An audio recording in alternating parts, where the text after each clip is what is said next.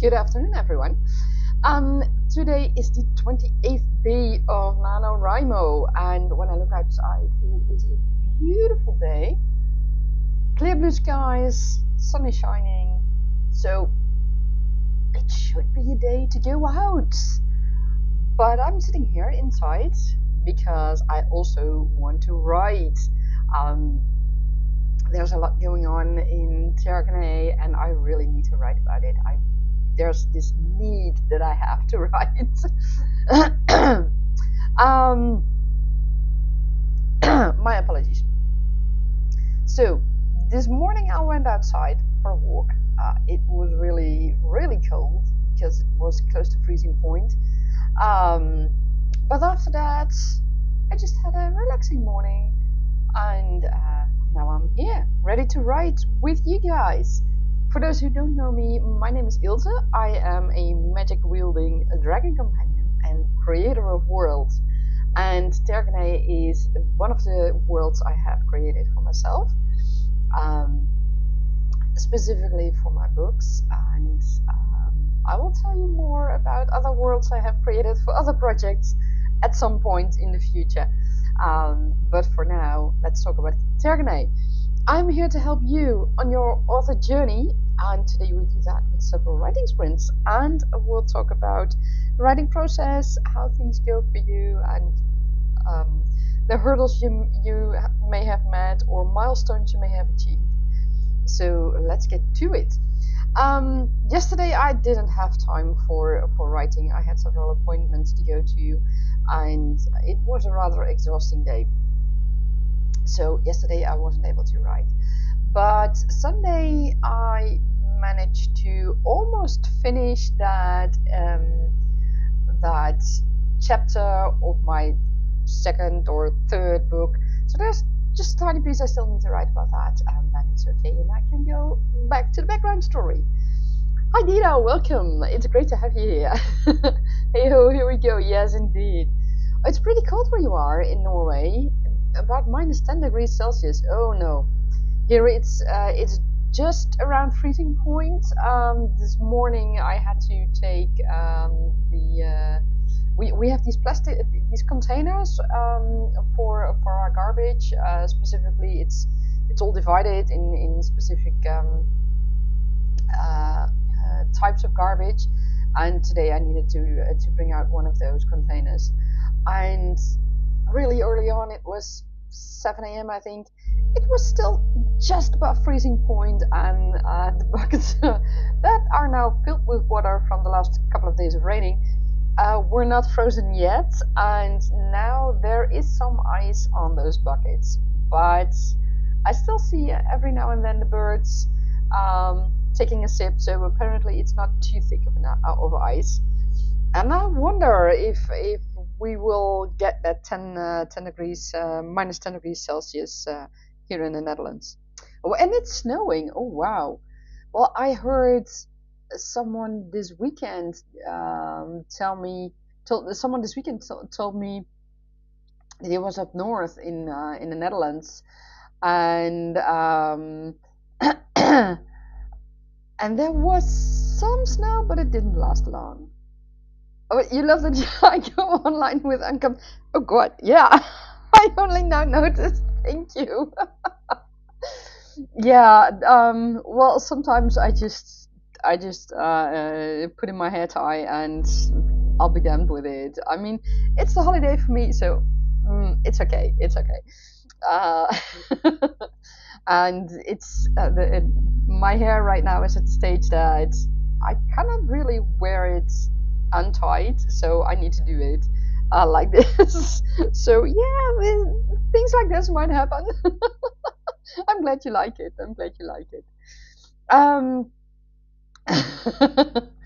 so I want to get into it real quick with the writing sprints because I've got so much in my head right now that I want to get out on my digital paper. And did you say it's important to be casual? Thank you, thank you. Yes, yes. It's I don't feel that I need to be how do you say it, all neat and tidy. I mean, that's not me. So every now and then being more casual than usual is okay as well. So, because there are several creatures and dragon companions who really want my attention, I want to start a writing sprint. Oh, did one of you guys just cut a flying beast out of the air and his horse bolted? So you need to catch that horse. Yeah, I can see that. Yeah, that's it's important to get that horse back and to calm it down again. So let's get writing. I have a writing prompt for you, like always. Oh, what I've almost forgot. I have several live streams planned already, and I would love to get you guys' input. And I will post it right away. I've made a form for you guys to fill out. If you have any questions or topics that you'd love to talk about. Oh, that's the one. I should wait. This is not. Remove that one. I meant this. That's the proper one. It should come up now. Yes, exactly. If you have any questions, any writing questions, just ask them. And you cannot be in the live stream, or you do not want to forget that question. Post them in that form, and I'll try to get back to you during the live stream. And also topics. You can also suggest topics to discuss during the live streams. And I have another one for you, and that is for a special idea we had, with a lot of thanks to Dida.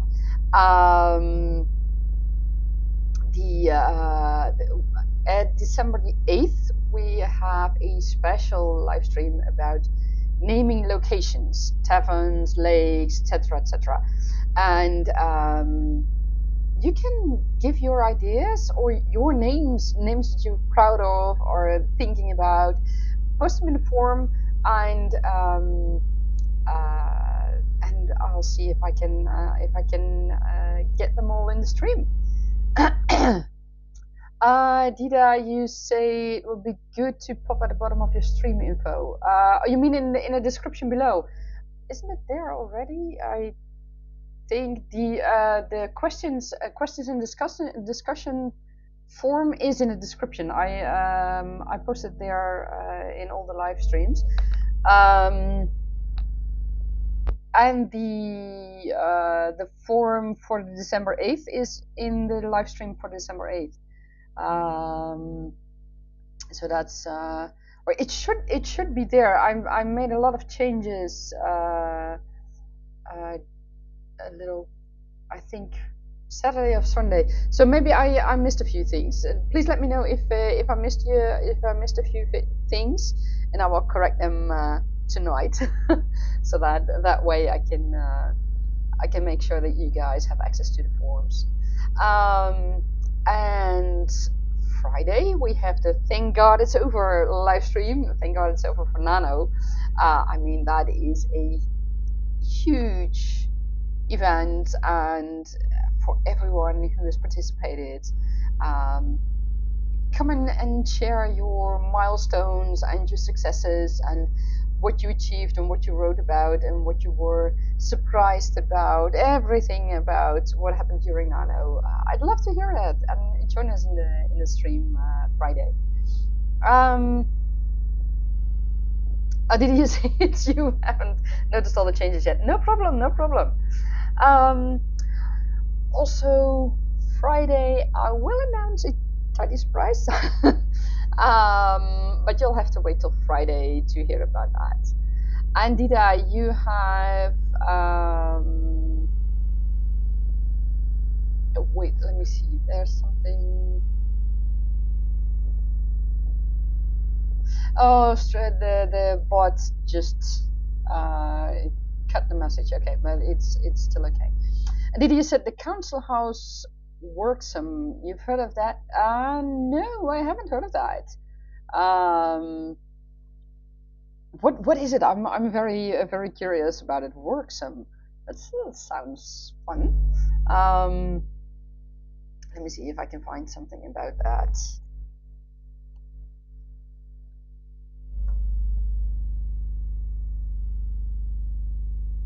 Oh, that's. I see loads of things. PR, IT, but not a council house. So maybe I've missed that somewhere. But it sounds like a fun name for a council house. Worksome, that would be roughly the only place they actually work because they don't normally. Okay, yeah, that's a good one. I like that one. We'll keep it in. Okay, because we have a lot of writing to do, and Dida has a horse to catch, and I have flatonyms that are still need to be transported back to Dragon City and that need to be healed. And one particular flatonym, with a lot of thanks to Dida for naming her Riri, she is all over the place at the moment, so I really need to get going. So, oh, it's good. It's good if you find it because you made it up. Oh, it's good that I didn't find it on Google because you made it up. Okay, perfect.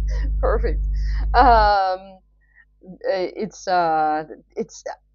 keep it. The only things I found were something related to IT and what was it? What did I found?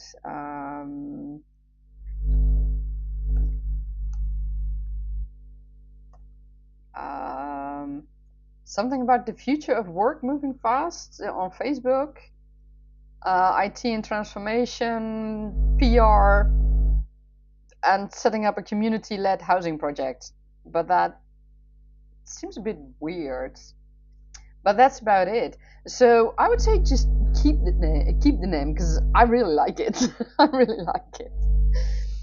So I have a writing prompt for you all, and I am going to start with inspired by all the birds in my garden. Birds in the garden. And of course that can be literally, it can be figuratively, and it doesn't need to be the garden of your character. She can be in a park and see a lot of birds. Just take it as wide as possible if you need that, and see what the birds do, and what do they mean for your character. Are they perhaps a source of fear or a source of joy? Are they singing? Are they feeding, foraging? Anything? What did they do? What did they mean? And not only for your character, for your main character, but also for the people around him or her. Perhaps just someone on the street. Perhaps someone is feeding the birds. Let me know at the end of the first writing sprint if you were able to do something with it. In my case, right now I won't be using this writing prompt, but it has been in other parts of my story already. You say that flying bees just killed in the middle of the town square. Can that be seen as a bird in the garden? Well, I mean, if you can make it so, why not? I did say you can use it figuratively, so I mean, it can be a huge beast, a huge bird, so why not?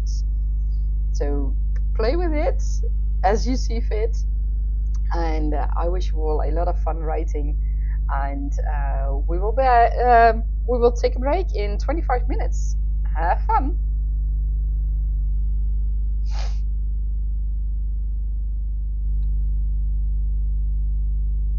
Oh, but they don't have to be pets.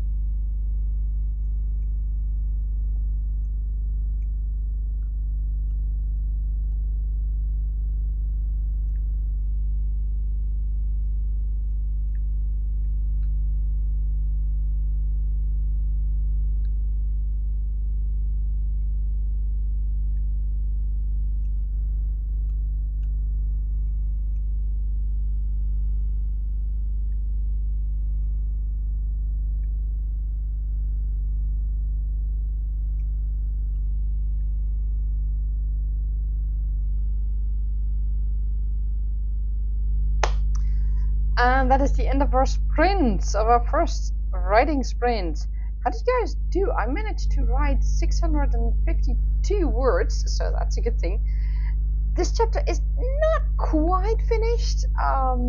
There's still a scene or two that I need to write, and then it is finished. Those are going to be, I think, hilarious scenes. With a little, with a few more surprises, but this time for other people. So that's going to be fun to write. And it's, how shall I say that? Yeah, it's a good chapter. This chapter was filled with emotions, but those are happy emotions, and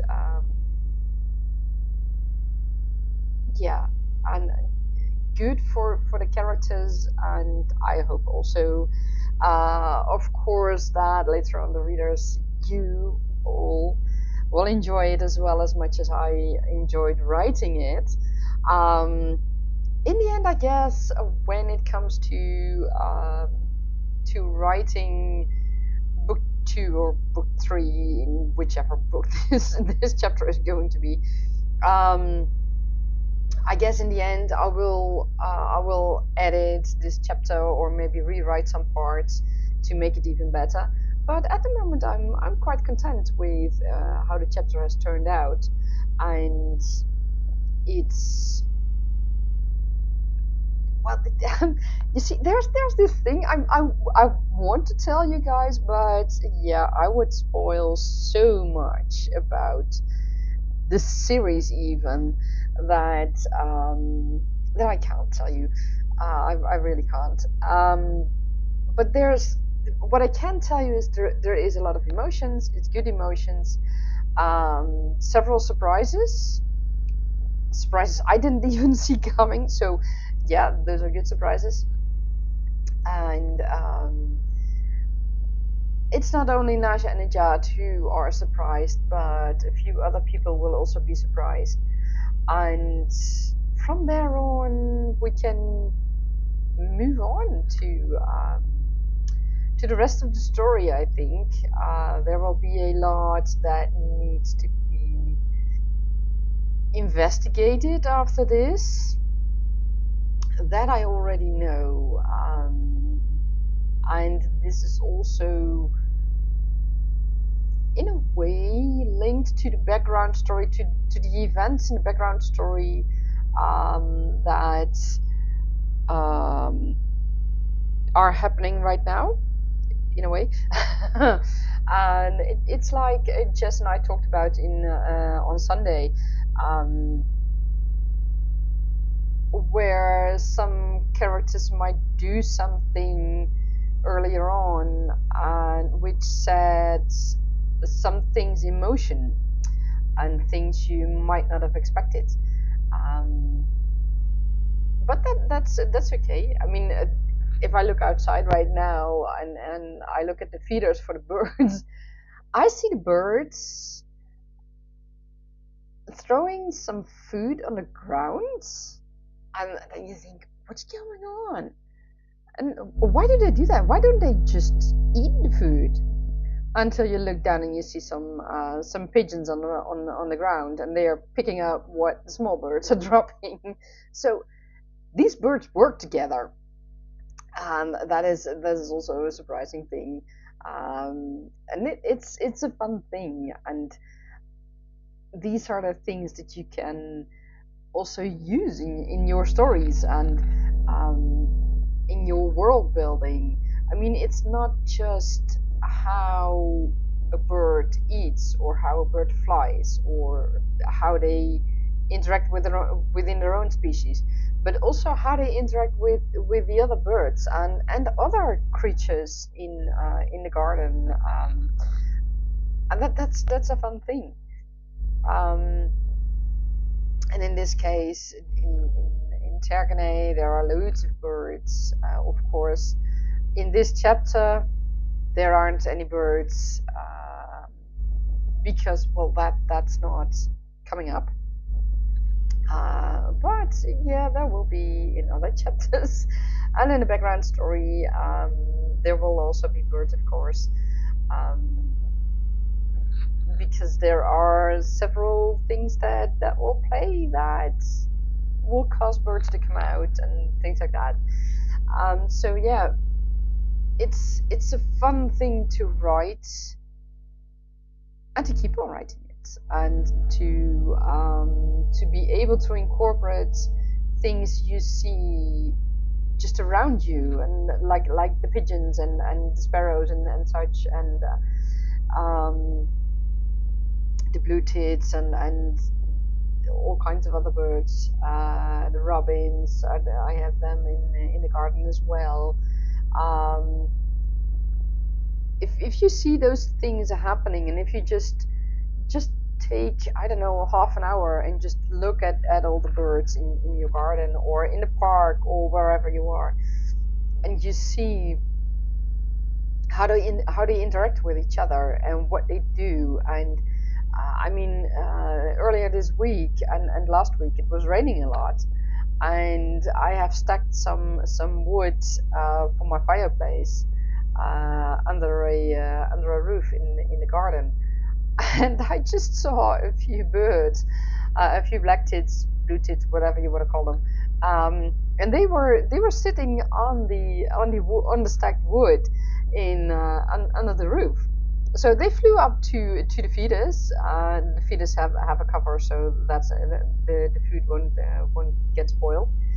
And the birds flew up to the feeders and back to the stacks of wood and eat there, and it was fun to see. And it was like they were really looking for a way to get cover from the rain.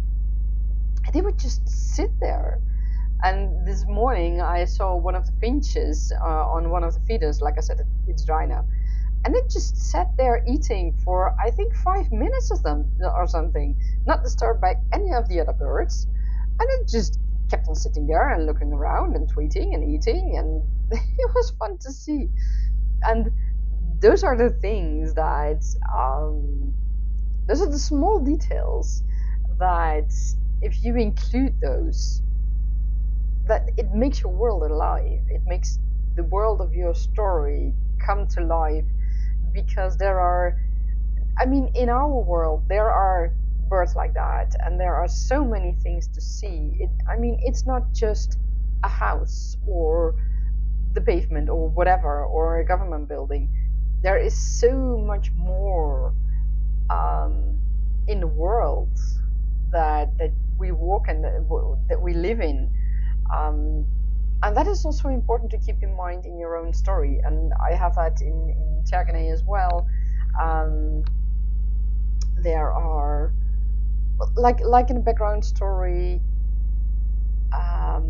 when the dragon companions went deeper into the forest, they saw not only prey fleeing from whatever it was in the ancient forest, but they also saw predators fleeing. And that is something you cannot forget. If your character goes into a forest, it's not just the trees and not just the brushes. There are all kinds of small creatures and insects, and name it, it's there. But also the bigger ones, like owls, but also perhaps some deer. Depending on where your character lives, there might be bears or there might be wolves. Creatures like that, and completely different creatures that you made up or that are from ancient past, from a million years ago, for example, being brought back to life. They are talking about bringing the mammoths back. So, I don't know if that's such a good idea, but we already have a problem with feeding everyone on Earth, let alone mammoths. They really need a lot of food. They need more, I imagine at least. They need a lot more than, let's say, elephants and rhinos and cows, and we already have problems with that. So bringing back mammoths, I don't know if that's the way to go, let me put it that way. Anyways, you have so many creatures living in a forest. So if your character goes into the forest like my dragon companions did, and the villagers that went with them, there is no way. Well, let me rephrase that. It is not really usual that they wouldn't see or hear any signs of other life in the forest. I mean, even if you go out in the forest while it's raining a lot, you will still hear birds tweeting, and you might see. Well, not in the forest. I wanted to say you might see a bunny or two, but not in the forest. Not that much, I think. At least not where I live. They're more in the meadows. But you might see other creatures. I mean, it's raining, but they still need to eat, right? So those are all things to keep in mind. Hi Jess, thanks for joining us. It's wonderful to see you again. How are you doing? How did everything go yesterday? I know you had a really busy day, and so did I. So I hope that everything goes all right for you. We have just finished our first writing sprint, and maybe it's with a writing prompt. My apologies.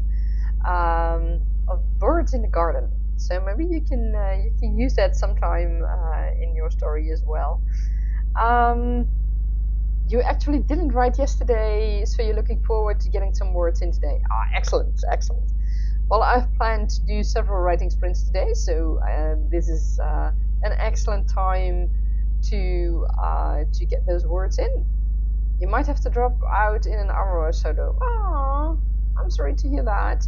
Well, at least let's see that we get one, maybe two word sprints in before you have to drop out again. I mean, I know you're very busy, so let's get to it. Oh, I need to reset my session target, because otherwise I'll have the same situation as last Sunday, where I wrote, I don't know, 1,300 words, and I had no idea what amount was from the last session. Okay, so I have another writing prompt for you guys, and that is building in the clouds. Okay, so this can be literally and it can be figuratively, but it can also relate to myths, relate to history. There is, let me see if I can find the exact name I want.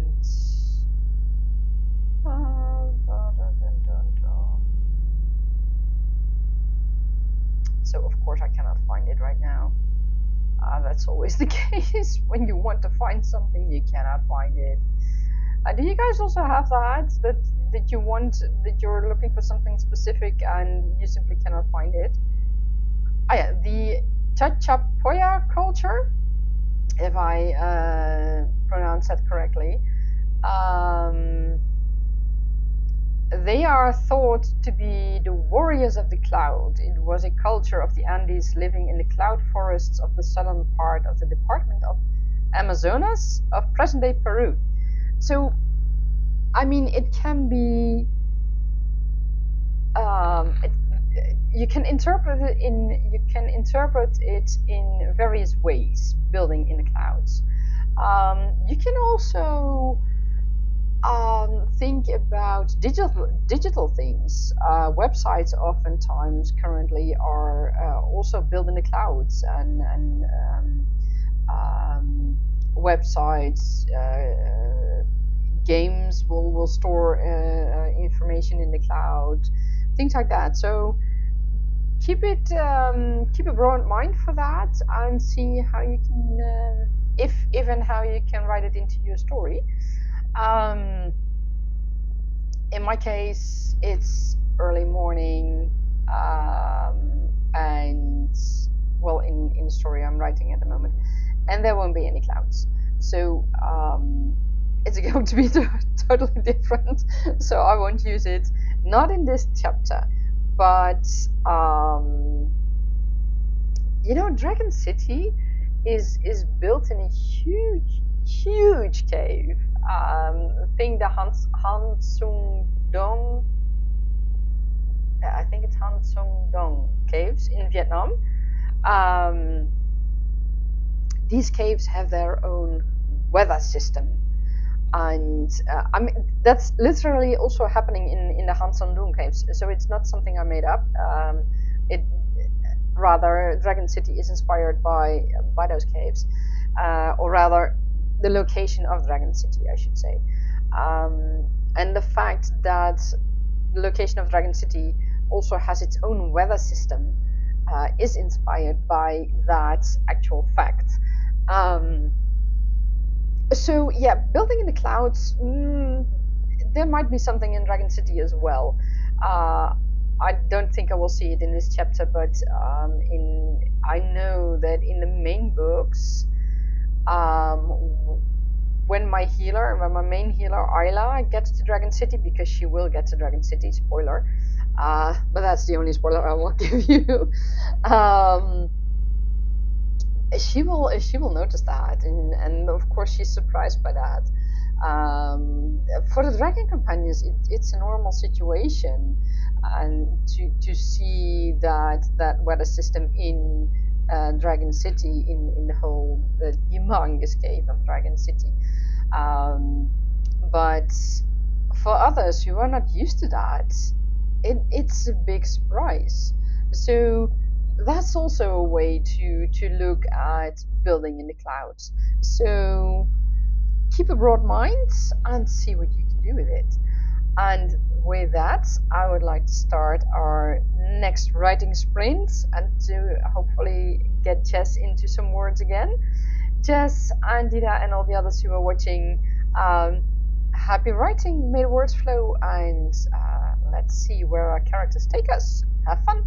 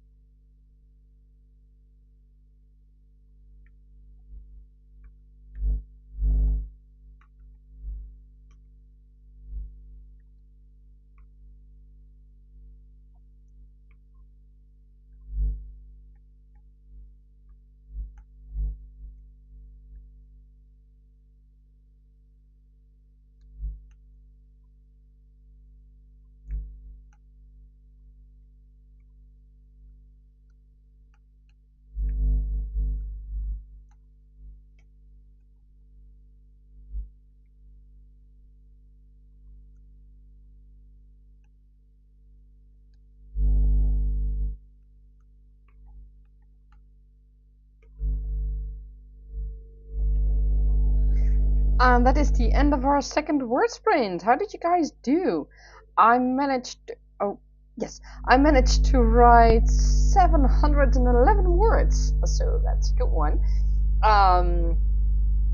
It was a fun scene to write. It's a bit of a housey scene, and it's it's fun.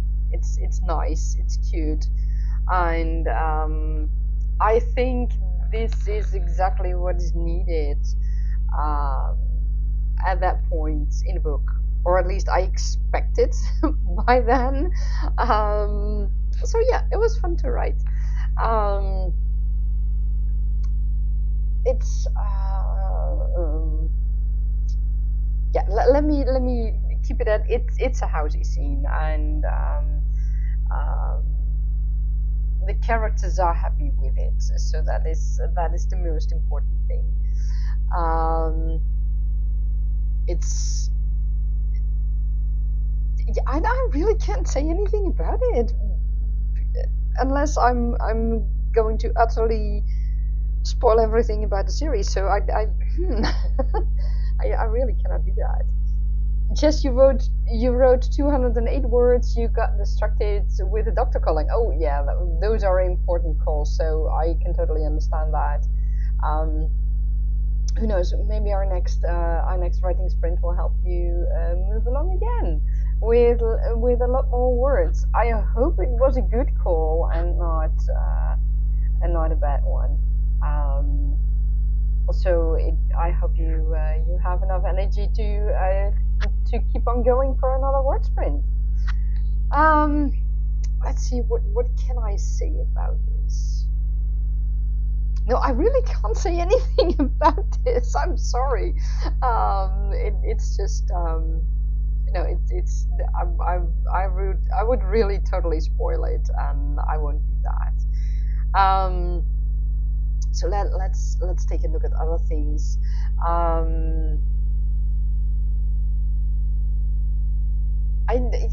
What I totally forgot to tell you guys. Yesterday I was in the hospital just for a regular check, nothing serious.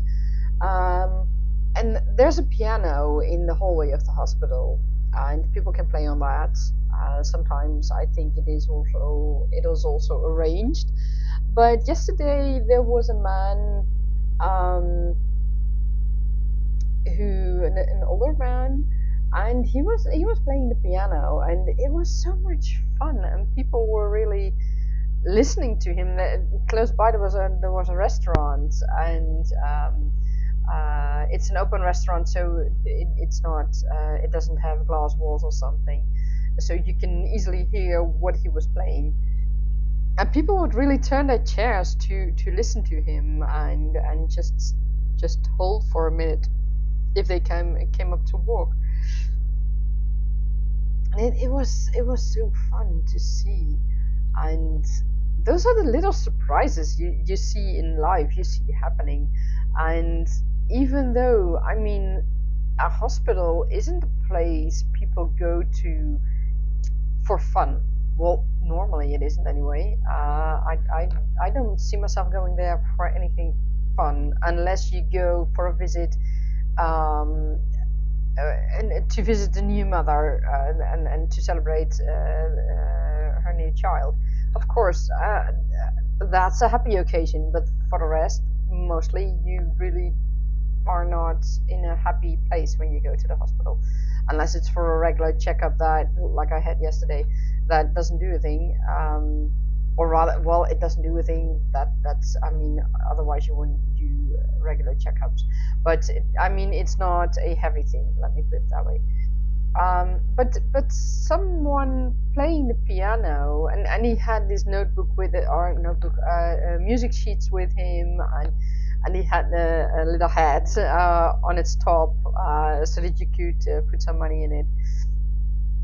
But that brings joy, even though people may not be there for the happiest reasons. Someone playing the piano, because he was also playing. He was playing nice music, and not the heavy songs, but just nice uplifting music. So that can bring really joy to people who have to be in the hospital for one reason or another. Um, that is one of the things that I think make your life richer. And if your characters have the option or have that in their neighborhood or whatever, it can also momentarily lift their spirits. Just hearing the music or seeing someone play the music, um, and seeing how others react to that, and in during COVID time, in the time where we had the lockdowns, etc., etc. Um, there were also choirs and orchestras that would go to shopping malls and other locations and marketplaces with good weather and play their instruments and bring music to the people instead of people coming to them, because the latter one wasn't possible because of all the restrictions. So they came there, they came out in the open, to bring the music to the people.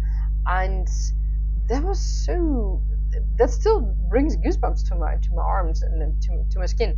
And to see that on YouTube, for example, it's so nice, when that can happen, or when that happens, I mean. And that is something unexpected. It is a surprise, and it's something that could help your characters for a moment. Just a tiny moment it might be, but it can still help. Jess, you've been debating whether to allude to COVID at all in your book as it takes place in 2022.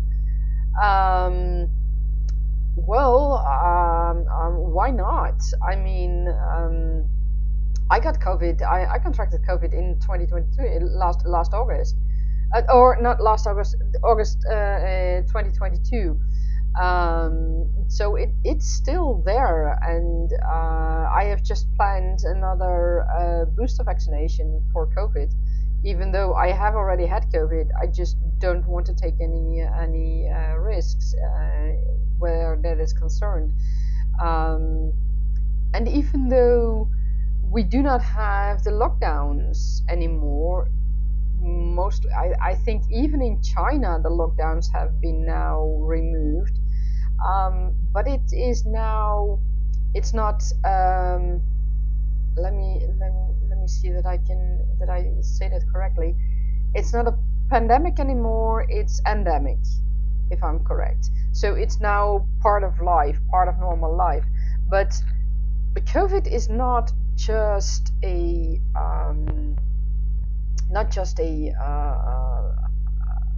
just a flu. For some it is, or for many nowadays it is. I mean, they get sick maybe a week, maybe 2 weeks, and then it's over. Or maybe they cough a bit for a few days and then it's over. While others still really feel the negative effects. If I look at myself, I contracted COVID. I still do not know how. I have no idea. Last August 2022, and I'm suffering from long COVID, and I was building up my hours till the beginning of September this year. I was already at 24 hours of my 28 hours of my normal 28 hours, and then I had a relapse, and at the moment, well, not this week because this week is my holiday, but last week I started working 15 hours instead of the 20 hours. I had already gone down to 20 hours from 24. So it is still seriously an issue for me and for many other patients. Patients who suffer from long COVID still see that they cannot go fully back to work and still suffer from several symptoms. So it's still a thing, but it's not something that you see a lot of in the news and things like that. So why you do not have to feel, I feel you do not have to limit yourself. I mean, if You do not have to force yourself to include it, but if it is at some point logical to include it, then feel free to include it, because it is still an issue, even nowadays, even so, 4 years later, 3 years later. What is it? Just to say, most of your characters' university experiences would have been in lockdown, so you really don't know. It's set at university. Well, if I look here in the Netherlands, loads of lessons during the lockdowns were online. They didn't go to university. They were in their rooms or at home with their parents, simply because they couldn't go to school.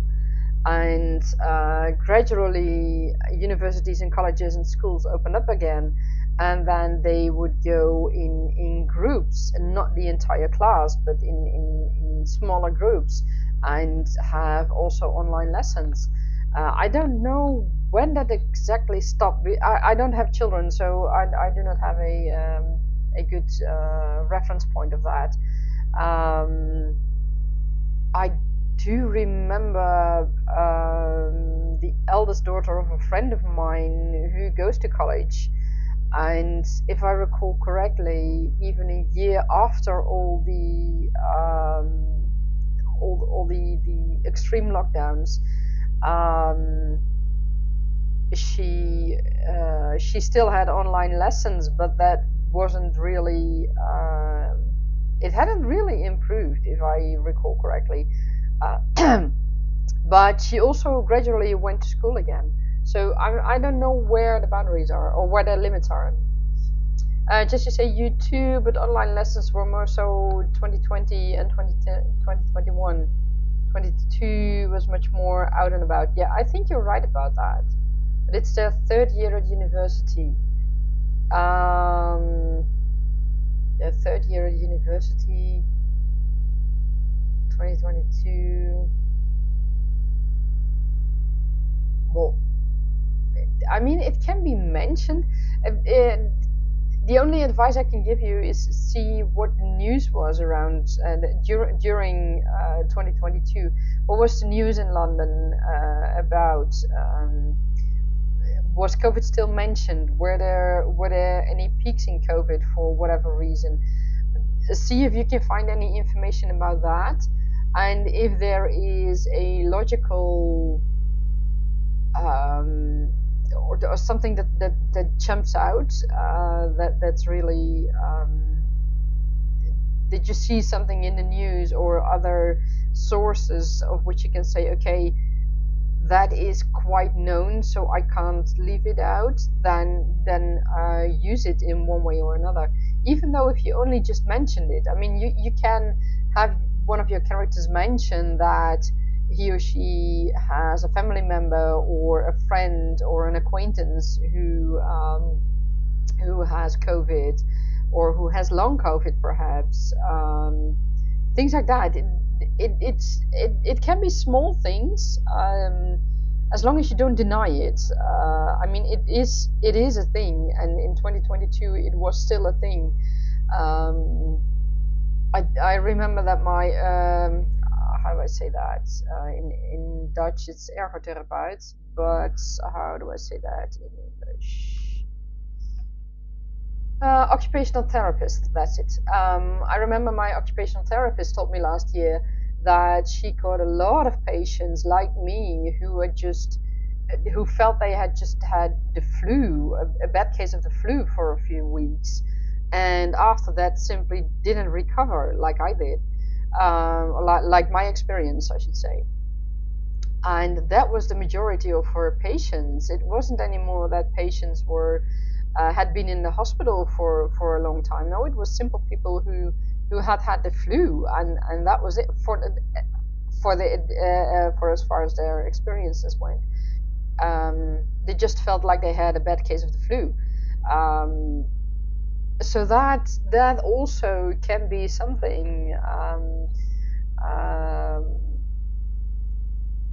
that is different from from 2020 and different from 2021. People normally don't end up in the hospital anymore. It's people who still feel tired, who still keep a cough, for example. I know of people who contracted COVID, and they didn't have a very bad case, but they've been coughing for months afterwards. It's just those little things. You can include those little things. You don't have to make it a big thing. Um, you can include just little things like that, that show that you know that you can't ignore it, but that you but if it doesn't fit your story, then you don't have to make it a big thing in your story. Small things are also very good. Just you say you had it very recently, actually end of October, and it made you so nauseous. Oh no, you were up a lot of the night being sick. You think it really depends on who you are. Yeah, it's still not quite known why someone contracts why you contract COVID, but why you respond in a certain way. I hear things about blood type, about having a disease or not, having allergies or not, things like that. I mean, I have a bucket load of allergies, and I use my medication basically all the time, especially medication for hay fever. And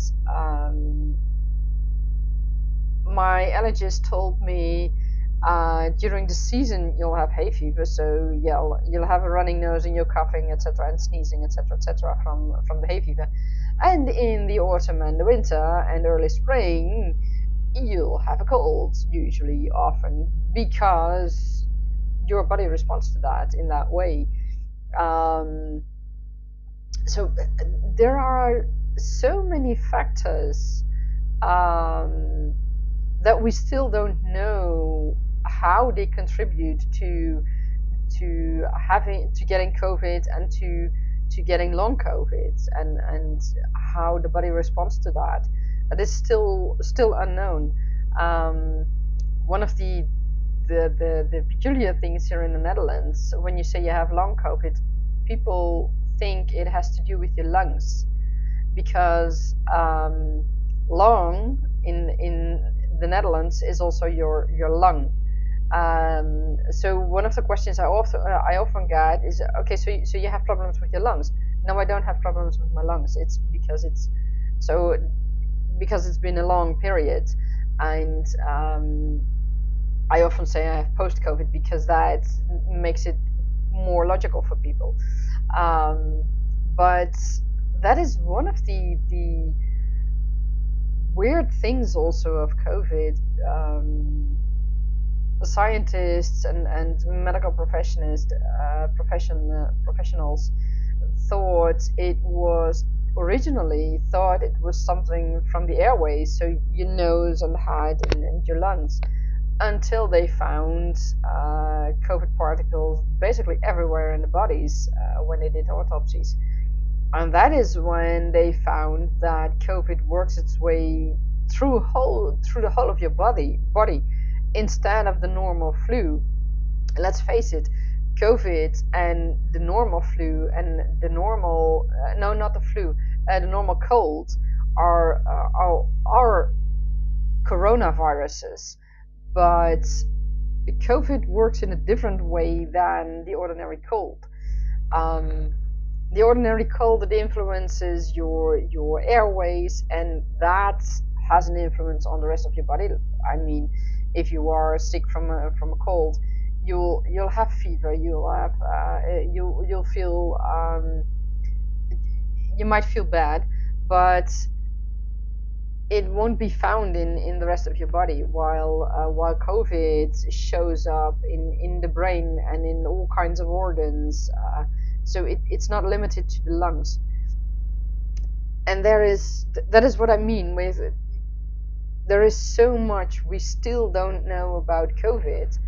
and that we will probably need several more years, if not decades, to find out what exactly it is that makes someone only sick from the COVID or contract long COVID or post COVID.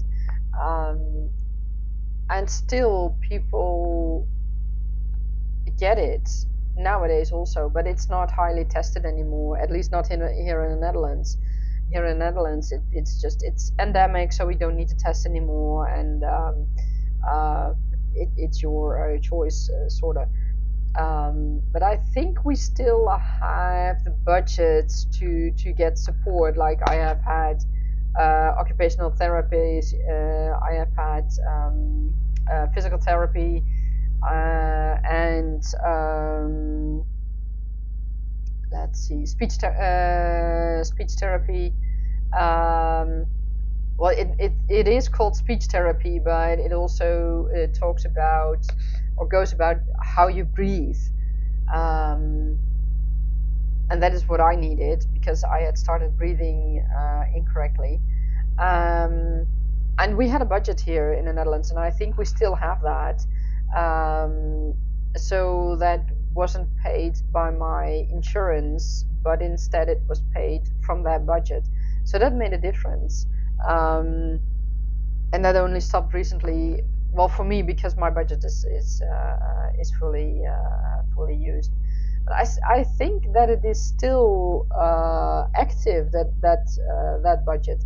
So governments still think there is something to do, but like I said, it's check newspapers and other news sources, perhaps information about hospitals or other healthcare organizations. See what the situation in around London was, because if I remember correctly, your story plays in London, right? So see what the situation in and around London was, and see if it's even necessary to mention it in your story, or if it's something that is not an issue anymore. And like I said, it can be small details, like someone mentions, or your main character hears someone mention about someone having a case of COVID or whatever, or still being treated for post-COVID. It's just a little mention. It shows that you don't step over it, that you don't ignore it, but you don't have to make a big thing out of it, especially if it isn't the big thing anymore, if it wasn't the big thing anymore in and around London at that time. That is how I would deal with it. Oh, and just you say you're still coughing from it. Oh, I'm sorry. Yeah, it can be such a hard thing. You say it's both London and Brighton. Right, that was it. It might be more relevant in London, to be honest, because everyone is more packed together. Yeah, that might indeed be the case. Then again, it can be anywhere practically. If you have a small community, but people go to church, for example, every Sunday, and the church is fully packed, then you have the same situation, the same risk. If you have a huge community, but the huge community is spread out a lot, and people do not visit each other a lot because the community is so spread out, then it can be huge, but people won't be as contagious, I think. Just say definitely, you just remember case numbers spiking in London way more than anywhere else. Yeah, I think especially when COVID was really running high, the cities had more had way higher numbers indeed, and I think that is one of the reasons the lockdowns were really needed. Then again, yeah, I mean, there's a good way and well, there's two ways to look at it. Let me put it that way. for the lockdowns. I mean, we still don't know if it was really needed. On one side, you could say yes, it was needed, because of the many people who died, especially in the beginning. So there could be something. On the other hand, getting many people getting COVID and hardly being sick from it. I mean, those cases are there as well. Could also be something. So I have no idea. But it is an interesting thing to look about, especially if you want to, not necessarily in our cases, yours nor mine. But if someone would write a dystopian story, for example, having a pandemic on the loose, and governments making choices about keeping everyone in lockdown or keeping the country open and everything else open, how that would work, that is something to research and make your own conclusions about it, and see, is your dystopian story a completely fantasy story? Then you have some leeway to deal with things, because it's your world and you decide how things play out in your world. But if it plays on Earth, let's say in a decade or in a century, in the future, things might be very different. But it is worth researching and worth checking how things are. But also, if you write a modern day story that plays like your story just a couple of years ago, or maybe at the start of the pandemic, I mean, that was such a weird situation. I remember I was.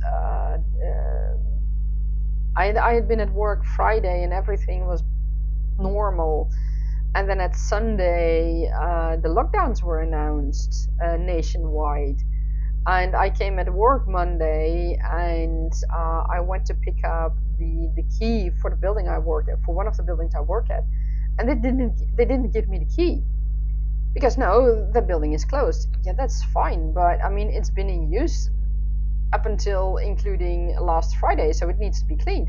No, it's in lockdown, so the building is closed, so you can't get in. Well, that was a problem, and it took me till Wednesday until I could get in.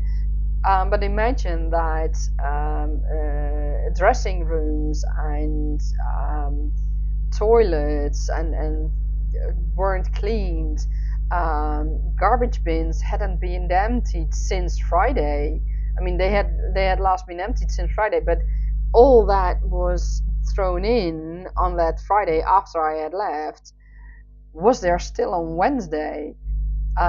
So it was such a weird period, and I remember that I was thinking, okay, I'm cleaning this building now, but for how long? And how long is this going to take? And that's also in a weird way, it is experience that you get as an author. And I remember that I wrote a piece. I think I published it back then on my website. It's gone now. I have it somewhere. And it was called "Living the Dystopian Future as an Author,"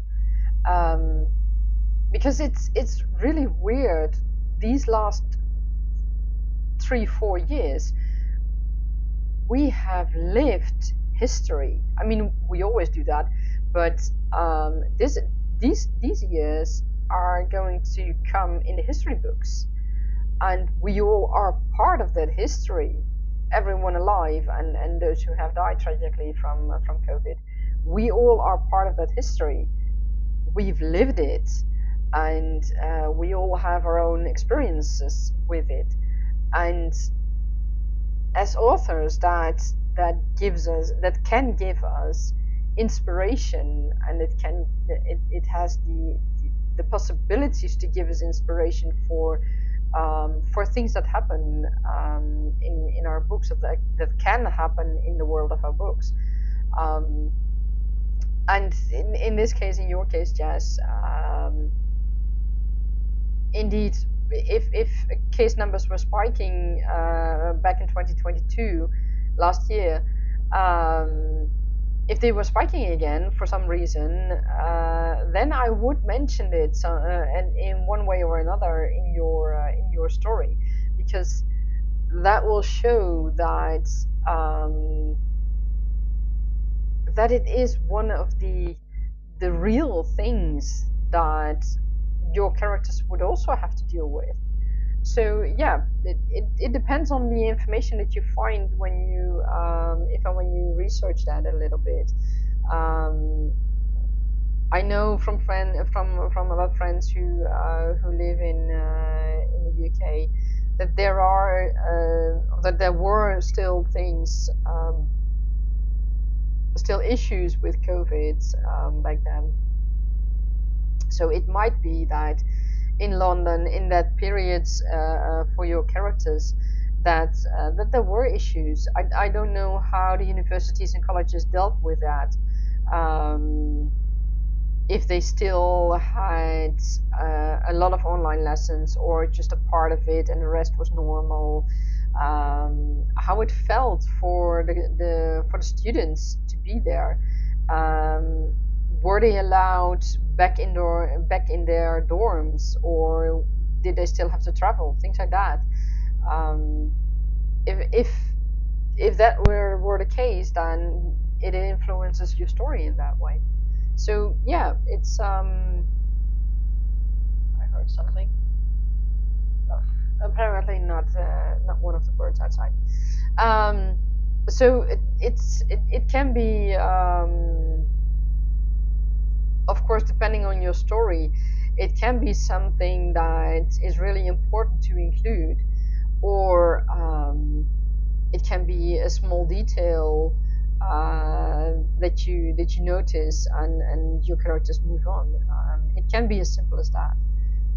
The only thing I can really advise you is to do some research on how situation was in London and Brighton during that period, and see how your characters would respond to that. Okay, next writing session. I hope, Jess, that you can join us for one more writing session. I have another writing prompt for you, and that is caterpillars. Those can be Caterpillars can be very beautiful, and caterpillars can be very boring. Um, but see what you can do with it, and also remember, you can take it figuratively and you can take it literally. Um, and it doesn't have to be that your character sees a caterpillar on her table, for example. It can also be that she's watching a documentary or seeing something in her Google feed or whatever. I don't know what the iPhone has in that respect. It could be a small thing, it could be a big thing. I know in Saguenay there are, of course, a lot of caterpillars and butterflies, etc., etc. In a piece I'm writing at the moment, there won't be any caterpillars. That I know. So, without further ado, I would love to start another writing sprint of 25 minutes, and after that, we will take a short break again. So I wish you guys a lot of fun writing, may the words flow, and may your characters surprise you. Have fun!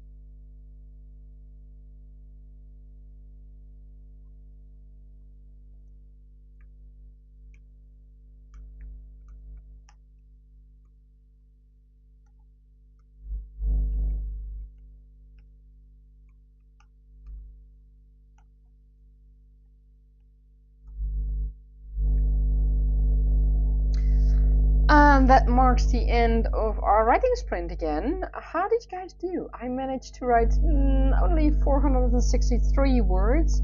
I was having a bit of trouble with this writing this particular part of the chapter. But in the end, it turned out okay. It's not. I think that in the end I might adjust it, but I will see when I get to it, when I write the book in which this chapter will be. For now, I'm pretty okay with it. I'm not going to spend all my time perfectioning this chapter because knowing myself, when I write book 1 and book 2, I might write in there so much of other things that in the end I might have to heavily adjust this chapter or not. I mean, everything can happen.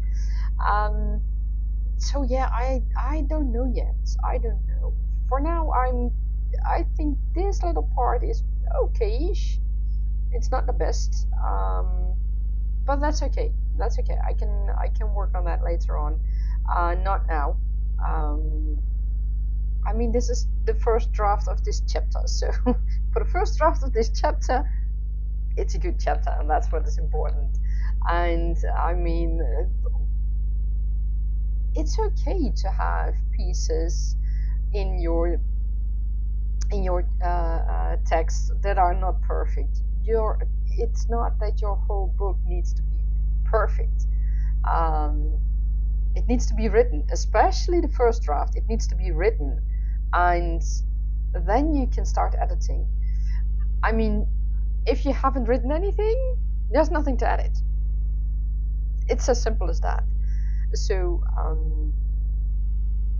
yeah, it's I know that I will probably work on this later on when I'm working on book 3 or book 2, depending on which book I will put this in. But for now, it's okay. It works. That's what is important. And my apologies. And I will see later on how if and how I will change this. It's not a big issue. The rest of the chapter is very good. So maybe that's the issue. The rest of the chapter is something I'm really happy about, and is something. Of course, I can still make it better, but the rest of the chapter is something I am quite positive about, and I feel satisfied about what I've written. While this little piece of this chapter is more, it's okay, but it doesn't quite stand out. But I'll see about it. I'll see about it later on. Not now. Now is the time for the first drafts of this chapter.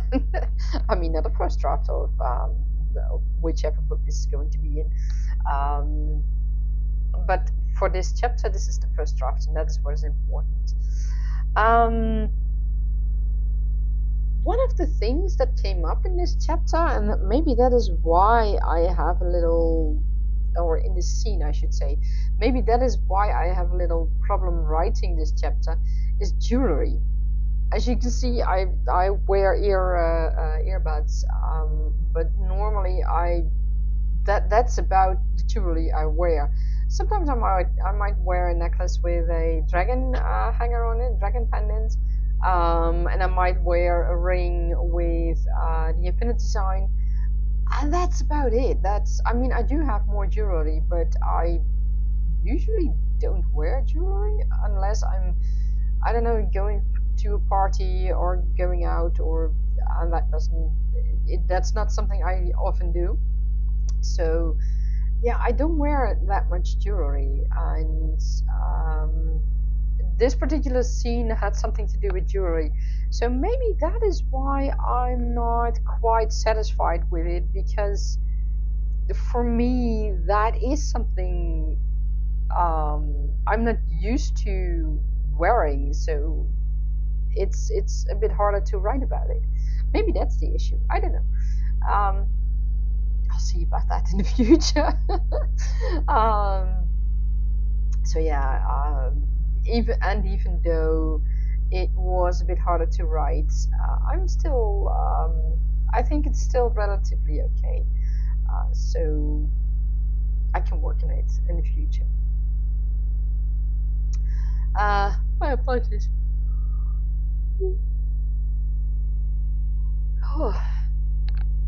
It was an early morning, and even though I slept this morning as well, I feel I still need to yawn every now and then. I'm sorry if I have that influence on you guys as well. I'm sorry if I cause you to yawn as well. I know it can work that way. Um, but in the meantime, um, if you have questions, post them in the chat, and if you join us later, or if you watch the video on demand of this live stream, just a video of this live stream later on, feel free to post your questions in the comments, or post your questions for the next live stream in this form. There it is, or it should be. Yes, there it is, and I'll see if I can get back to you about those questions, and perhaps you have a topic suggestion to discuss or to talk about, something you would like to hear, to learn more about. Feel free to post it. I do ask that you keep it limited to writing questions. Writing world building, that's all okay, but no personal questions, because I won't answer them. And no political, as in Earth political questions, things like that. I mean, you can ask something that is world building related or writing related. It can be political, as in world building, how do I do that?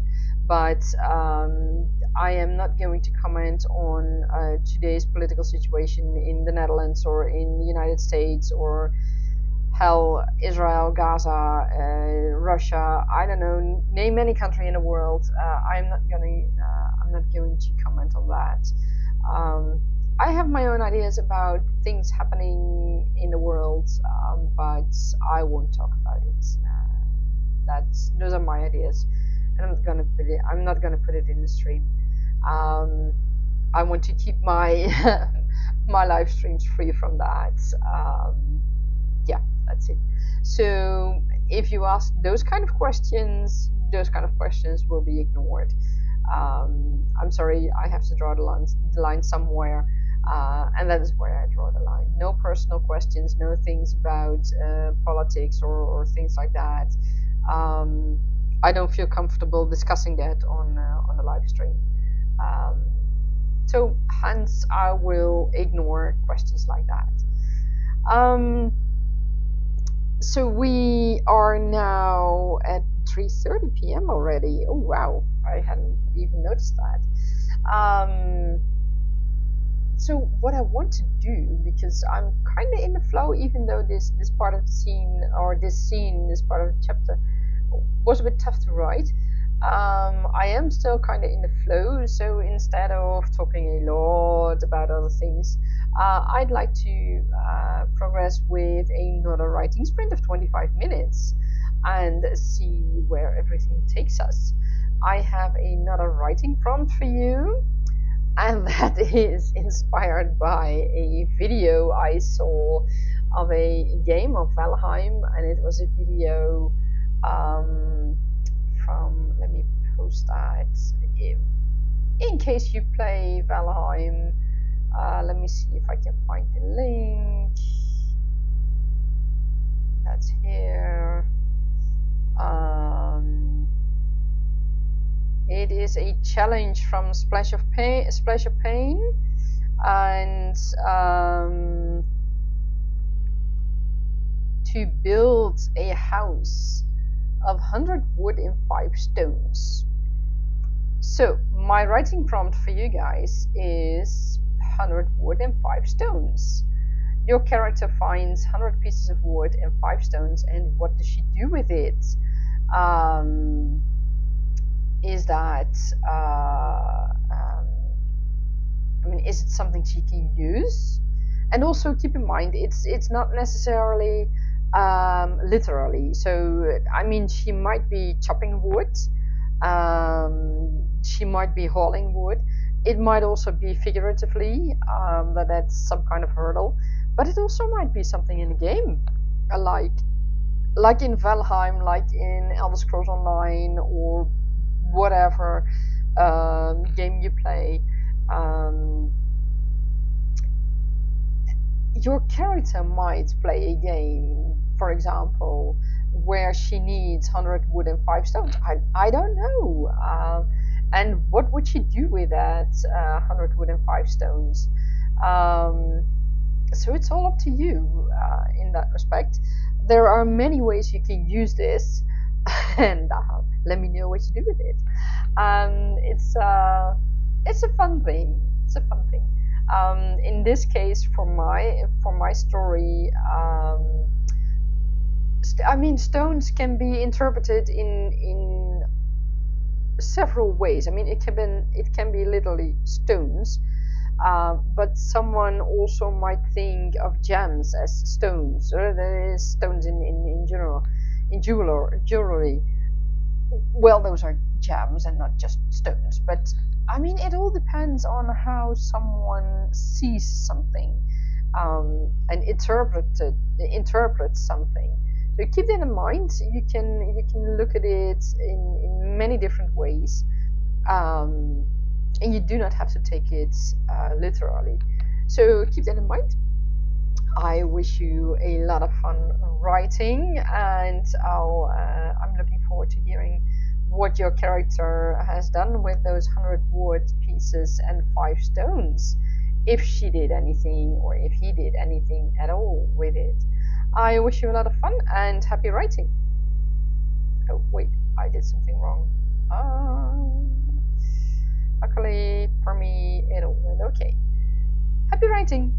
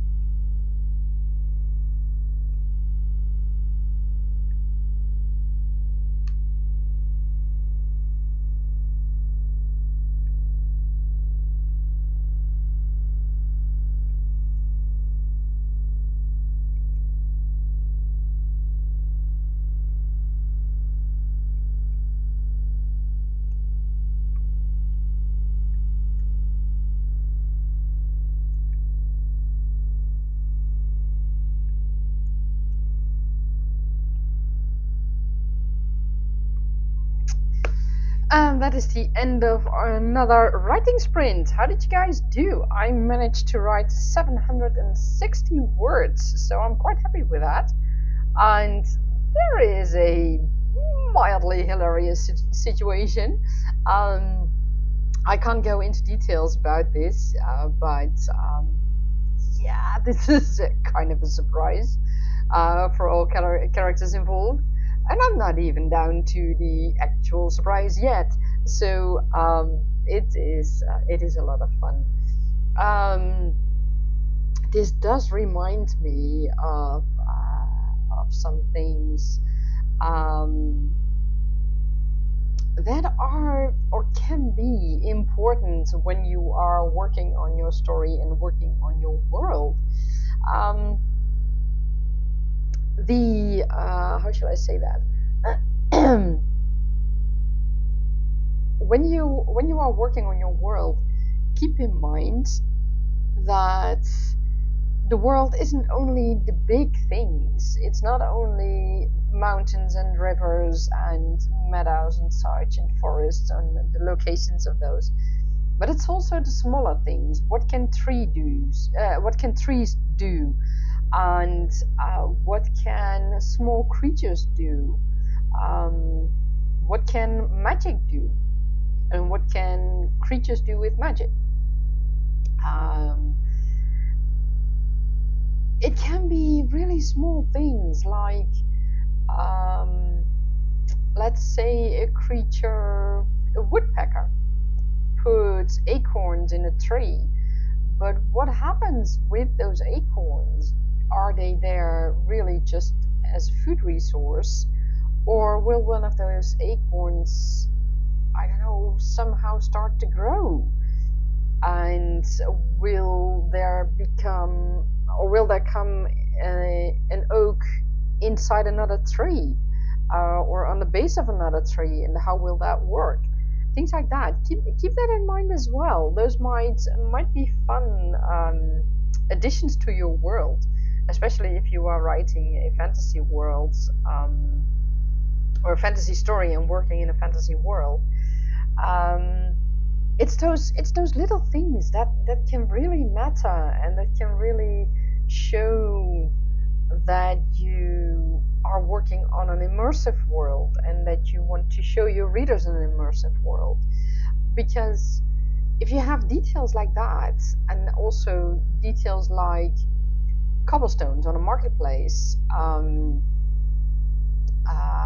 stone arches, is it an arch? Yeah, stone arches.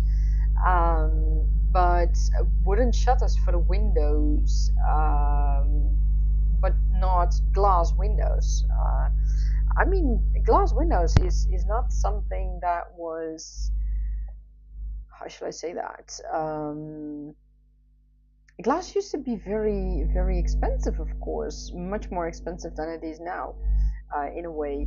And it might not be something that someone would have who doesn't have a lot of money, who has built his or her home, or have had their home built, but maybe they use heavy curtains or heavy tapestries in front of their window openings, and the shutters as a way to keep out the cold in the winter, when they don't have actually glass windows, or windows made from another material. I mean, it doesn't have to be glass. It can be something completely different. And I think the Inheritance Cycle, from Christopher Paolini, they have something made of a certain windows made of a certain membrane. I'm at a loss at the moment exactly what the material was, but they used a kind of membrane which they pulled up or pulled down. I think they pulled it down. I'm not sure anymore. Anyways, they used different material, and with that, the room would be protected against the elements. So you don't have to limit yourself to present-day Earth materials and present-day Earth way of dealing with things. You can have something completely different from glass windows.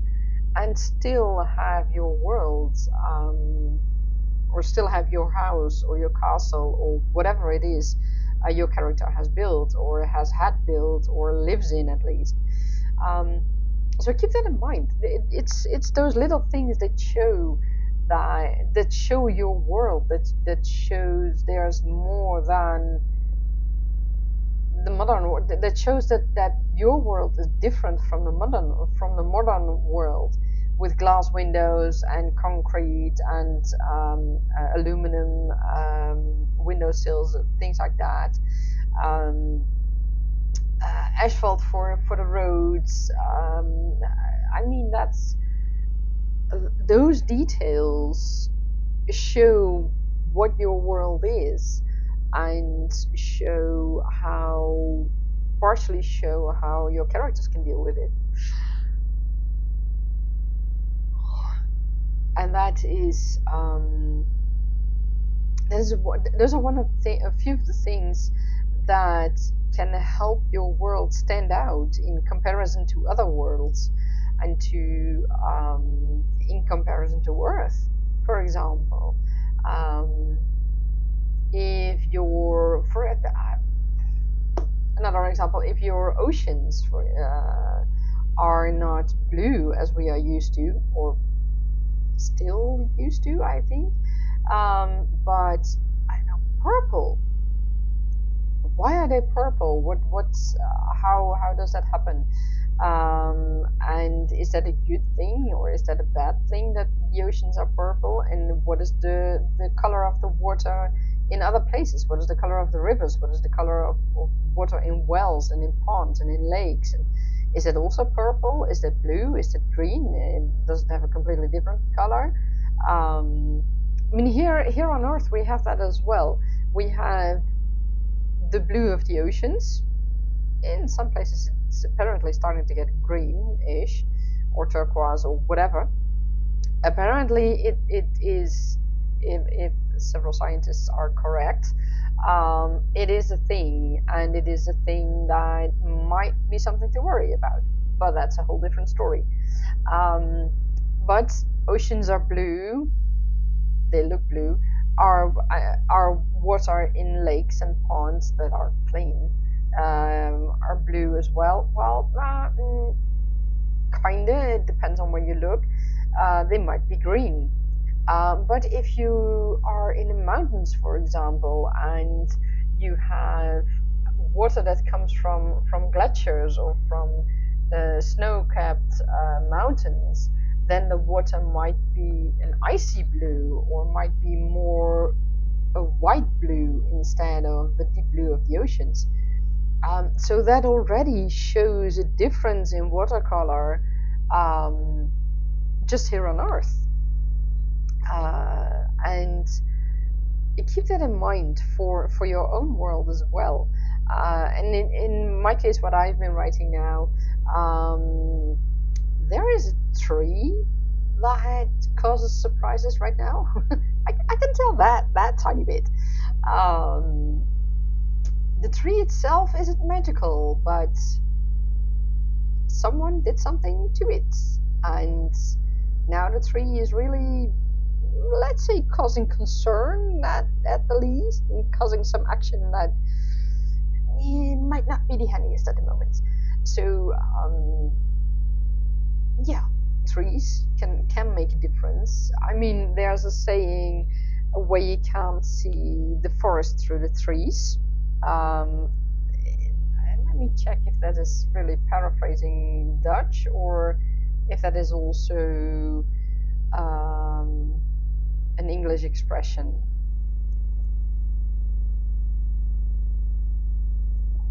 But the English expression is slightly different. Not see the forest for the trees. To not understand or appreciate the larger situation, problem, etc. Because one is considering only a few parts of it. Or okay, but so that can be something, and I don't know. Small plants can make a huge difference as well, and can even be creatures. Think of the mandrakes in Harry Potter. Yes, I read Harry Potter. Think of the mandrakes. Those were basically living plants. And think of the fly trap plants. I'm currently at the loss for the proper name of it, but they capture flies. So they behave in a different way than other plants that don't do that. It's the tiny details, and I mean, are those fly trapping plants perhaps in the kitchen of your character? And what do they do there? Are they there exactly to catch the flies, or does your character have them for something else? And those are all things you can think about to make your world more immersive and to make it stand out from the world from other authors and Earth. And of course, you can also use these kind of details in an Earth situation. I mean, there can be people who love those fly-eating plants and who have a whole slew of them. There are people, I know that for sure.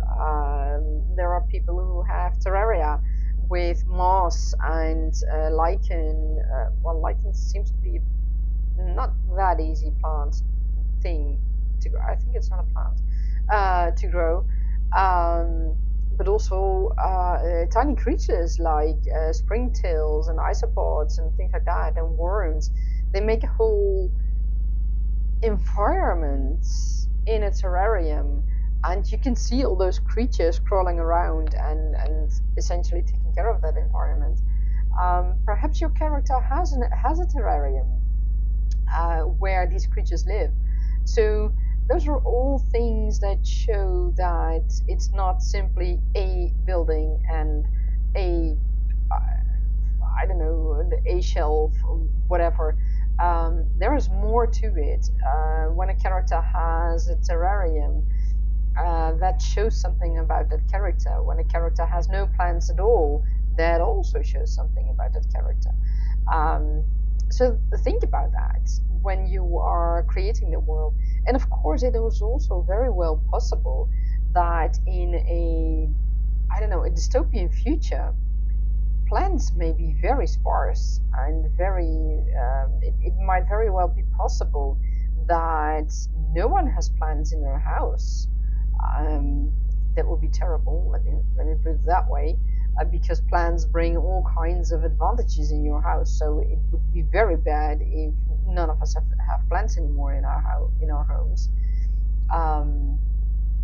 But something might happen on Earth in a dystopian future story that causes plants not to be in our homes anymore. On the other hand, something might happen that we put a lot of plants all in our homes, and there are not that many plants outside anymore. I mean, that's also a possibility. And what kind of plants would you have in your home? Plants that are not outside. Think about that as well. And what does the environment do to your plants, to the trees, to everything around? And if you have a drought, that does have an impact on the plants in your garden, for example. But also the plants and the trees and the shrub and everything else in the park. I mean, in 2019, I believe it was 2019. That was a terrible year here in the Netherlands. Let me see. Yeah, 2019. There was a terrible year here in the Netherlands, temperature-wise, but also drought-wise, because there was a lot of droughts. We hadn't had rain from, I think, March till far into October, maybe even November.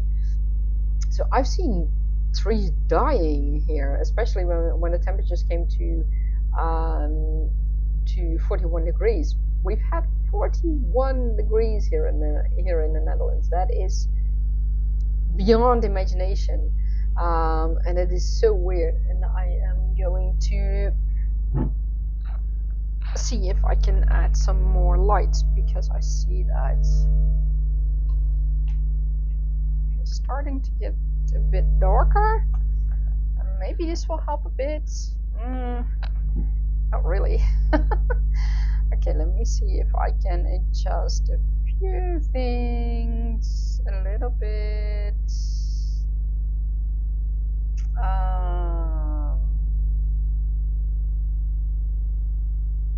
Yeah, this is better. This should be better. Yeah, that looks better. So I remember I've seen trees dying because of the extreme drought and the extreme temperatures. I mean, leaves turned from green instantly to brown. There was no gradual growing into brown. It was instantly brown. So those are all things you can keep in mind when you are creating your world. What can mages do? What can magic users do? But also, what can magic users cause to happen in your world? If a mage decides to, let's think. For instance, if a mage decides to raise a mountain somewhere, it might cause a change of weather in the areas around that mountain or around that mountain range. I mean, you'd have to have a really powerful mage for that. But suppose there is a very powerful mage who can do that. I mean, you'd have to be really, really, really powerful. But okay, there's a mage who can do that. That will cause the environment around that mountain or around that mountain range to change, because suppose that mountain range is close to the sea, it will stop some clouds going from the sea inlands, or if it is normally the other way around, it will stop the clouds from going over to the sea. So there might be heavy rainfall before the mountains, and before sorry, I should say that correctly. There might be heavy rainfall before the mountains, while behind the mountains there might be nothing anymore. Not entirely logical, I do realize that, but keep up with me, humor me. But suppose there are I mean, mountains can do that. Let me say it that way. So if you have a mage who has the ability to raise mountains, literally, keep in mind what that does to the areas around those mountains and a little bit further, because it can make huge differences. So keep an eye on what you can observe and what you hear in the news, and what you maybe find in your Google feed or your YouTube feed or whatever feed that you see articles appear. Those can be very, very interesting as well. I mean, look at the Inca culture and how things worked there. Also, how they trapped water and things like that, and also other ancient cultures that had the same issues with water. Look at cultures in the Amazons, and the remains they found of them.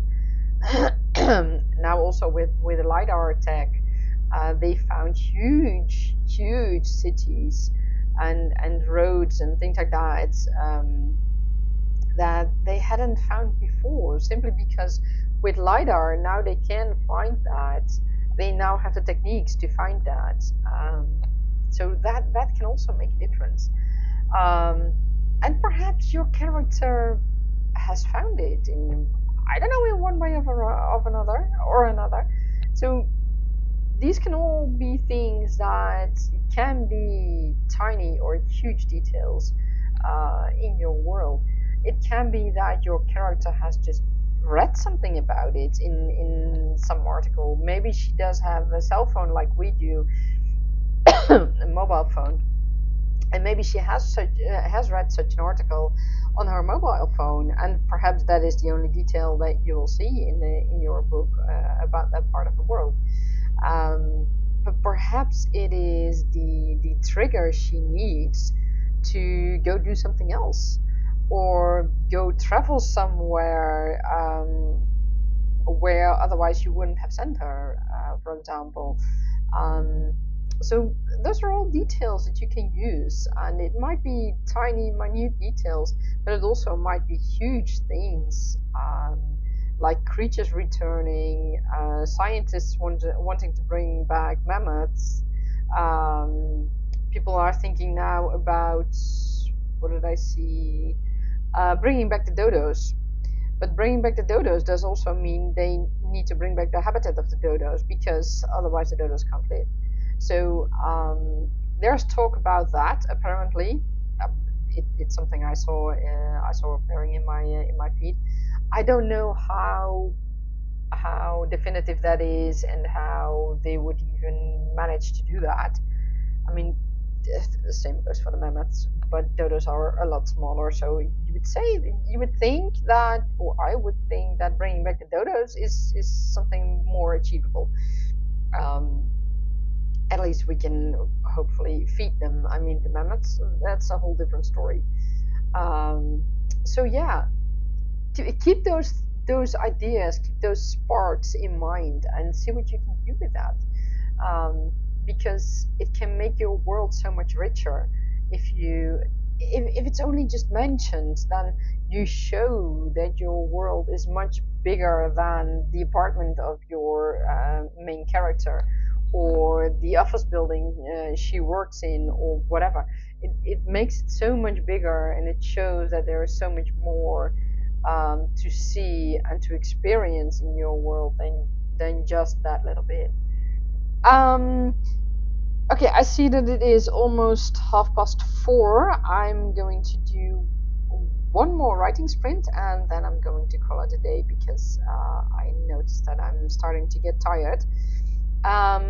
So we will do one more writing sprint of 25 minutes, and I have one more writing prompt for you, and that is a map. Now, a map can come in various different ways. Um, it can be a digital map. It can be, for instance, Google Maps. It can be a treasure map. It can be those. For some of you, it might be ancient maps, but the maps we used a few decades ago, when we would travel to another country, we had actual road maps, and with a grid saying in numbers and letters letters on one side, numbers on the other. One was vertical, one was horizontal, and then you could say, okay, I need to be there in that little in that little square, and then you would look up and see how you could go there. Um, so there are lots of ways you can think about maps, and also, again, do not take it only literally. There are maps of the world, but there are also maps of the mind, and maps. There are also mapping ways for projects, for example. Um, a lot more. There are a lot more possibilities and interpretations of maps. So see what your character can do with it, and if you can use it. And let me know in the comments what you did with it. I wish you all a happy writing, and may the words flow, and may your characters surprise you. Bye.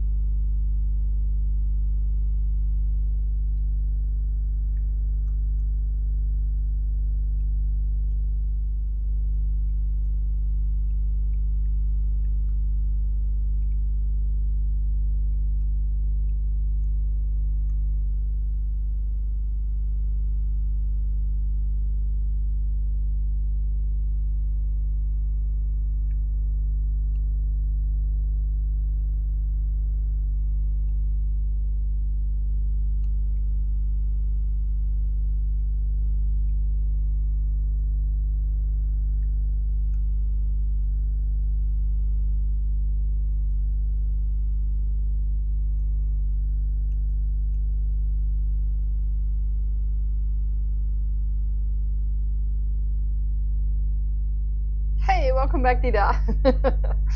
You have a little bit of time before dinnerish time. Oh, excellent, excellent. I've just started another word sprint. This might be my last one because I feel that I'm slowly getting tired.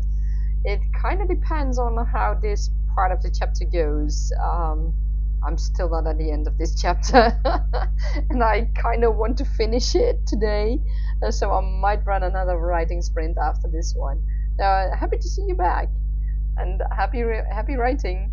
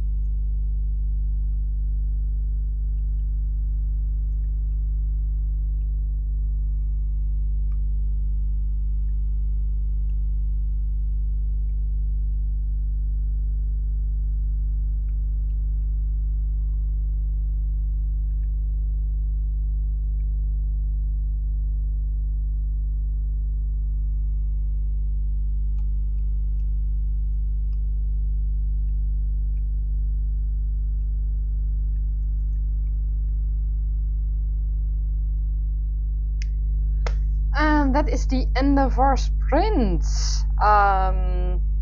Okay, my chapter is close to being finished. So yeah,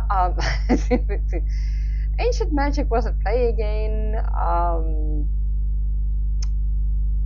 and it I can say that it really surprised our characters.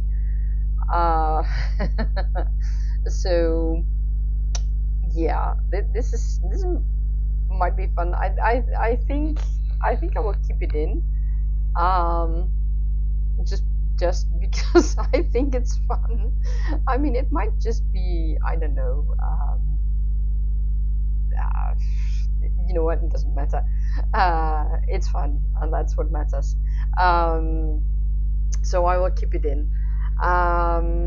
There's a little bit more to go in this chapter, and I will do one more writing sprint of 25 minutes, and then it's really time to make dinner. Like Dita also says, it's dinnerish time, and it is almost 5 p.m. here. So yeah, I'm going to have dinner as well. I'll have to make it first, but I don't know yet what, because I think that I forgot to take the meat out of the freezer, which is not handy. So I might eat. I don't know. I'll see. I think I might eat salmon salad. That's quite an easy thing to make. Just salmon, tinned salmon, and an egg, and a little bit of other things, and then it's finished.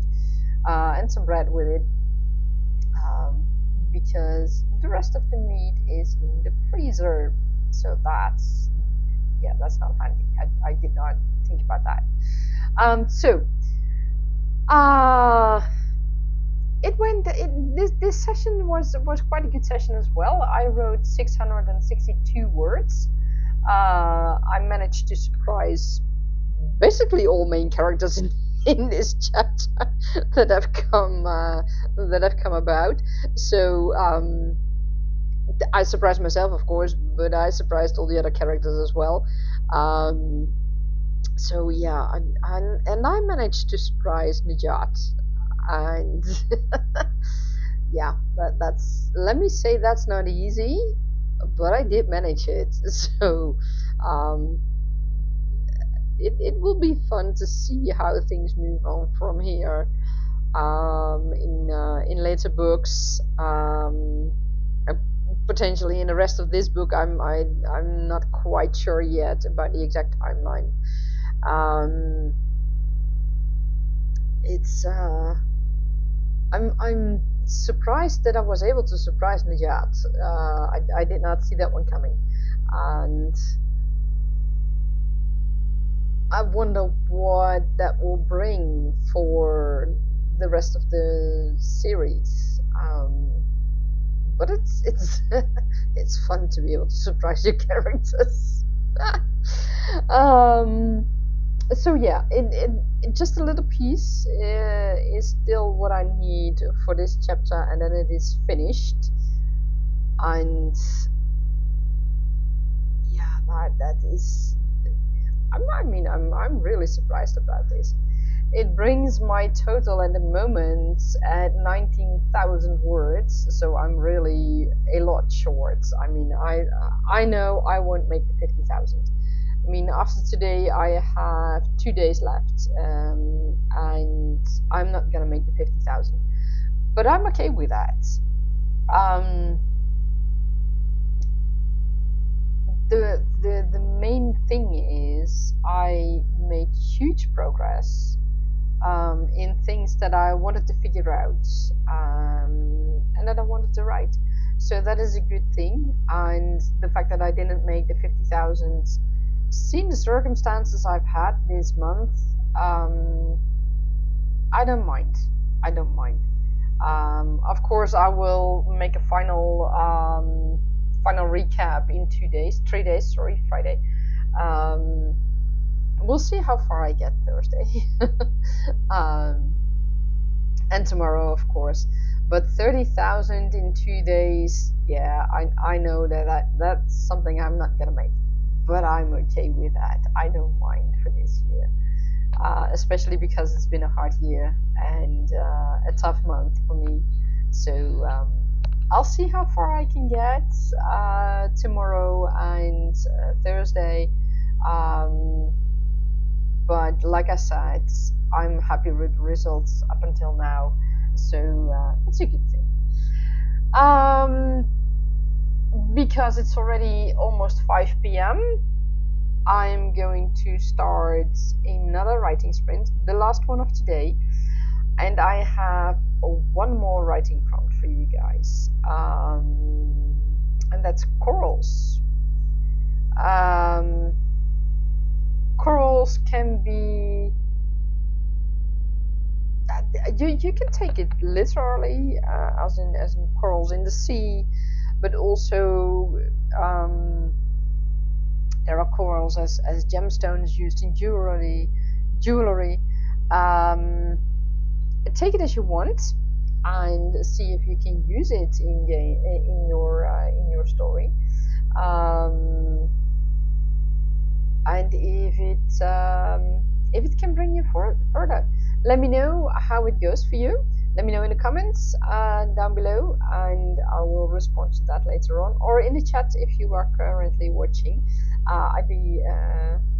It would be wonderful to hear more about your story and about your characters, and if the writing prompts were helpful for you. It is something that I will keep on doing during these live streams, so have fun with them. So, without further ado, I will start the last writing sprint for me for today with the writing prompt corals. It's not going to happen in my story or in this chapter, let me put it that way, because in this chapter it's not necessarily at all. Um, Isla might find corals in the future, but that's for the later books. That's not for now. Or well, for the main books, I mean, not for this background story and not for the chapter that I'm writing currently.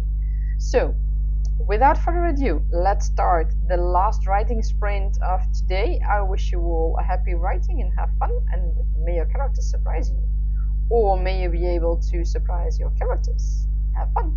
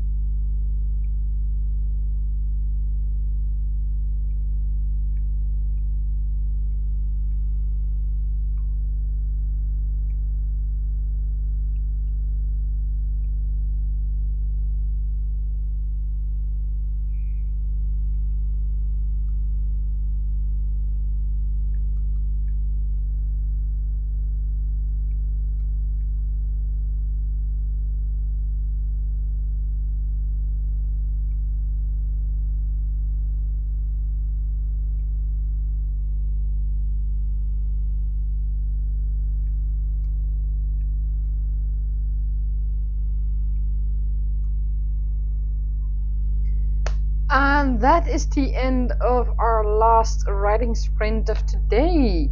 How did you guys do? I managed to write 618 words. I had some introductions to do for my characters. It's a kind of fun situation. Yeah, you guys are in for a surprise when you read this.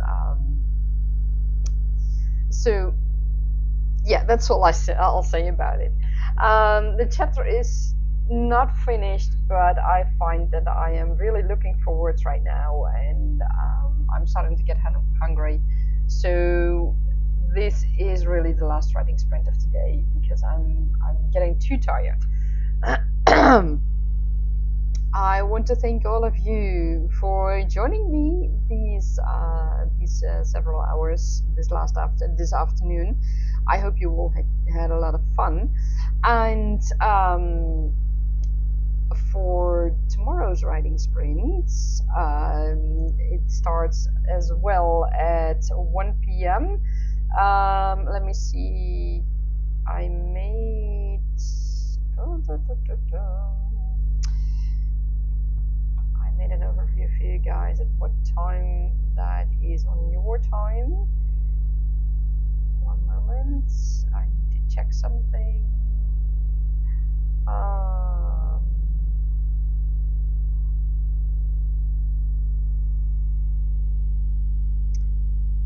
And that should be this. Yes.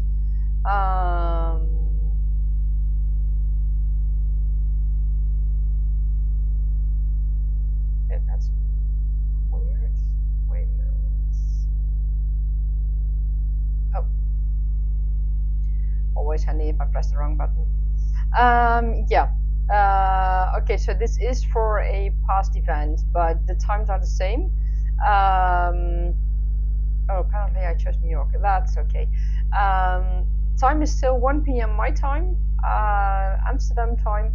So that is so with that link you can check what the time is in your own time zone, and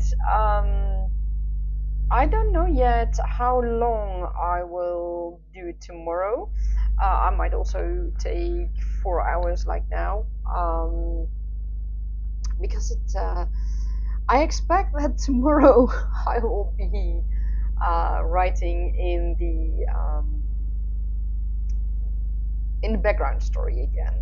I think I will finish this chapter tomorrow morning, tomorrow very early,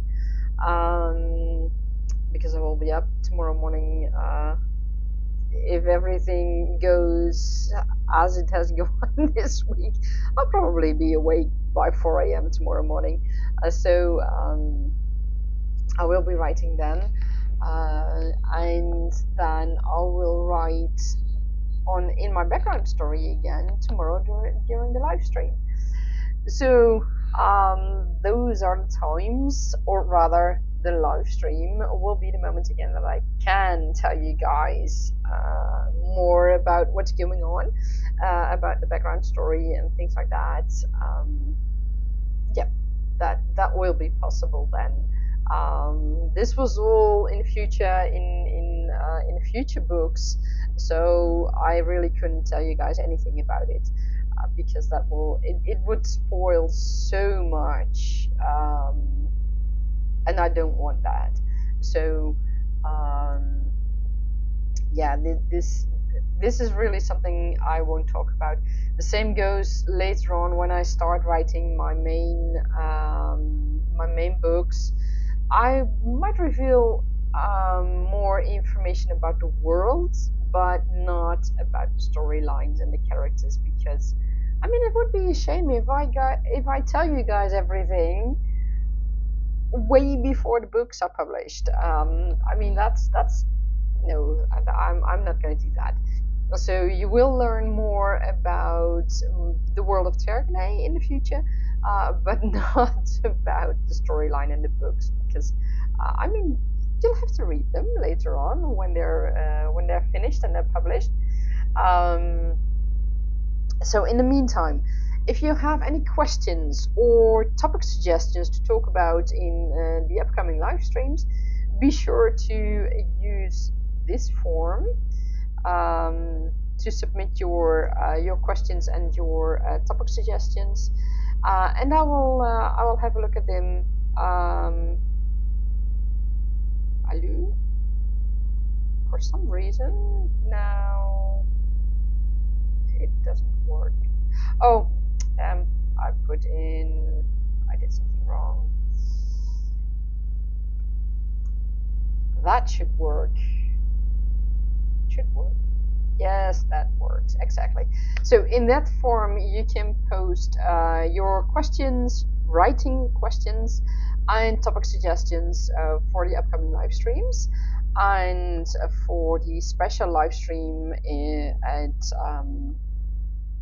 December the 8th, that is the live stream where we will talk about giving names to all kinds of locations. And this is the form that you can use to tell us about your own awesome names, because I'm really looking forward to hearing about that, or tips on how you find names like that. Share it if you want, if you'd like to tell us more about the location or the building or whatever you gave the name. And I may feature it in a live stream, of course, depending on how many answers I get. So yeah, that's about it. I thank everyone for joining, and I wish you a wonderful evening, and may you be able to write a lot more.